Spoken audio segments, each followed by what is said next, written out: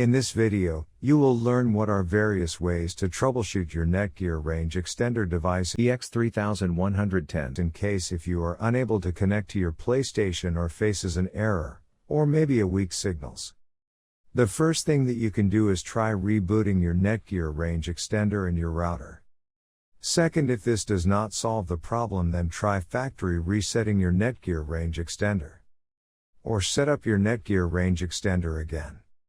The third thing that you can do is make sure that you are using the latest firmware version on your Netgear Range Extender. If you do not know how to update firmware, watch one of our videos on it.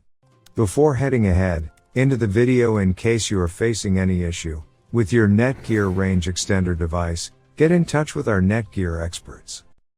Thanks for watching our video, and do not forget to like, share, and comment on the video, so that you never miss any video from our channel.